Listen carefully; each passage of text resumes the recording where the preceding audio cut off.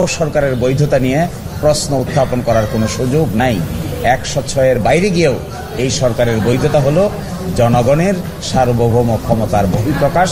এটাই সবচাইতে সঠিক এবং সবচাইতে গভীর বৈধতার প্রশ্নের সমাধান।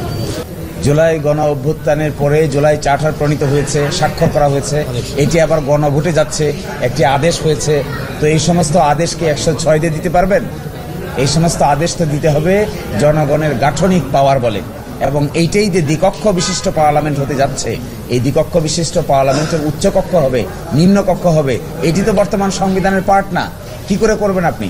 এটি শুধুমাত্র জাস্টিফিকেশন হলো জনগণ তার সার্বভৌম ক্ষমতার এক্সারসাইজ করতে যাচ্ছে। এই জন্য যে আদেশটা জারি হয়েছে, জুলাই সনদ বাস্তবায়ন সংবিধান সংস্কার আদেশ 2025, এর শুরুতে দেখবেন লেখা আছে যে জনগণের সার্বভৌম ক্ষমতার ইচ্ছার বহিঃপ্রকাশ হিসেবে এই আদেশ জারি করা হলো। একটা ভুল হচ্ছে, আপনাদের অনেকেরই ভুল হচ্ছে যে 106 আসলে কি, এই সম্পর্কেই ধারণার ভুল হচ্ছে। 106 কোনো আদেশ বা নিষেধ না। 106 হলো একটা মতামত। মতামতের আইনগত কোনো বাধ্যবাধকতা নাই। বাংলাদেশ সহ ভারত, পাকিস্তানে যে সমস্ত ক্ষেত্রে সুপ্রিম কোর্টের মতামত নেওয়ার চেষ্টা করা হয়েছে অতীতে, এর সব জাজমেন্টগুলোতে বলা হয়েছে যে এই মতামতের কোনো বাধ্যবাধকতা নেই। এই মতামত সুপ্রিম কোর্টের কাছে চাইলেই দিতে হবে, এরও কোনো বাধ্যবাধকতা নেই।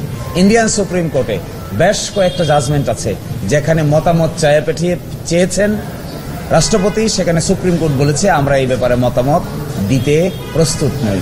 সুতরাং মতামত ইজ এ মতামত, কিন্তু আমরা মতামতকে এখন বানিয়ে ফেলেছি, বাধ্যবাধকতার পর্যায়ে নিয়ে গেছি।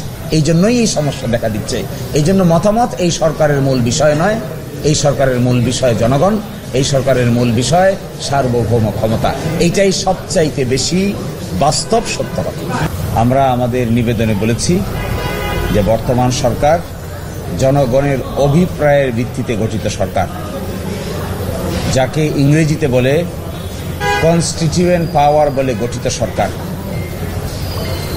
এর বাংলা হলো গাঠনিক ক্ষমতা প্রয়োগ করে সরকার গঠিত হয়েছে। অর্থাৎ 5 তারিখে যে অভ্যুত্থান হয়েছে, 6 তারিখ 7 তারিখে কোনো সরকার ছিল না। 8 তারিখে যে সরকার গঠিত হয়েছে, এটি জনগণের ক্ষমতা এক্সারসাইজ করে এই সরকার গঠন করা হয়েছে।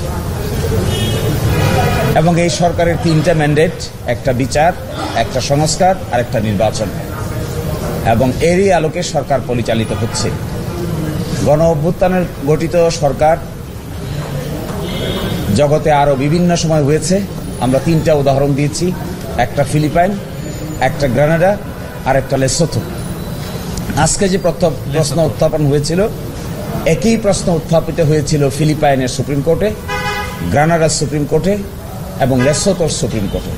সেখানে সুপ্রিম কোর্টগুলো উত্তর দিয়েছেন যে এইরকম অভ্যুত্থানের ফলশ্রুতিতে যে সরকার গঠিত হয়, এটি মূলত জনগণের সার্বভৌম ক্ষমতা প্রয়োগ করে গঠিত সরকার হয় এবং সেই সরকারের বৈধতা আদালতের মতামতের উপর নির্ভর করে না। 106 অনুচ্ছেদে অনুযায়ী যে অপিনিয়ন নেওয়া হয়েছে, আমাদের বিবেচনায় এটির কোনো প্রয়োজন ছিল না। এটি একটি ইংরেজিতে বলে রিডান্ডেন্ট কাজ করেছে। 106 নিলেও কোনো অসুবিধা নাই, 106 না নিলেও কোনো অসুবিধা নাই। 106-এর উপর এই সরকারের বৈধতা নির্ভরশীল নয়। এই সরকারের বৈধতা নির্ভরশীল হলো বাংলাদেশের জনগণের সার্বভৌম ক্ষমতার অভিপ্রায়ের বহিঃপ্রকাশ হিসেবে। এবং এটাই একটা সরকারের সবচাইতে বড় লেজিটিমেসি। কেউ যদি বলে এই সরকার কিসের উপর দাঁড়িয়ে আছে, এই সরকার দাঁড়িয়ে আছে জনগণের ইচ্ছার বহিঃপ্রকাশের উপরে।